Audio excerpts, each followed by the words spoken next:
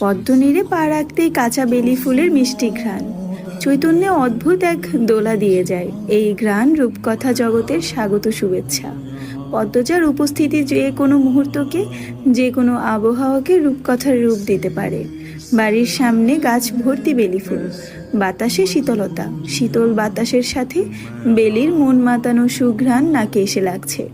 ও 6টি বেলি ফুল ছিঁড়ে বুক পকেটে নিল, আর কয়েক কদম তার শরীরে বিদ্যুৎ প্রবাহিত হচ্ছে।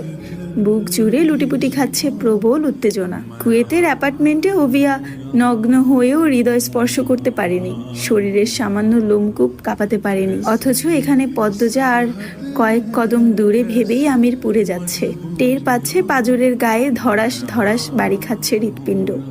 আমির চাবি ঘুরিয়ে সাবধানে দরজা খুলল, যাতে শব্দ না হয়। বৈঠকখানায় নীল বাতি জ্বলছে। ব্যাগপত্র রেখে পা টিপে টিপে দ্বিতীয় তলায় আসলো।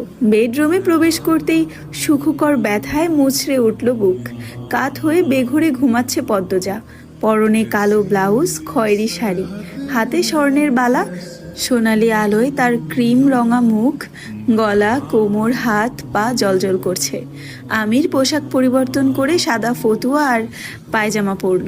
বেলি ফুলগুলো হাতে নিয়ে পদ্মজার পাশে শুয়ে প্রাণ ভরে শ্বাস নিল শান্তিতে। পদ্মজা ঘুমের ঘোরে বেলি ফুলের তীব্র ঘ্রাণ টের পাচ্ছে। এই রুমে ফুলের এত তীব্র ঘ্রাণ আসে না। আমির মুখের উপর ঝুঁকে ঘুমন্ত বধূর রূপ পর্যবেক্ষণ করছে। যখনই আরো ঘনিষ্ঠ হয়ে পদ্মজার গায়ের ঘ্রাণ নিতে চাইল, পদ্মজা চোখ খুলল। আপনি? ও চিৎকার করলো। ওর হৃৎপিণ্ডের গতি বেড়ে গেছে। 2 হাতে জাপটে ধরলো আমিরকে, কাঁদতে শুরু করলো। আমির শব্দ করে হেসে উঠল। পদ্মজাকে টেনে নিল বুকের উপর, চেপে ধরলো। শরীরের সঙ্গে প্রতিটি শিরা উপশিরা দপদপ করছে। পদ্মজার বিশ্বাস হচ্ছে না আমির এসেছে। তার স্বামী, মাথার মুকুট, স্ত্রী হিসেবে ও চমৎকার। আমিরকে রাজার মতো সম্মান করে, মান্য করে আর ভীষণ ভালোবাসে। পদ্মজা মুখ তুলে আমিরকে দেখল, চোখ মুখ আলতো করে ছুঁয়ে দিয়ে ফোপানো শুরু করলো।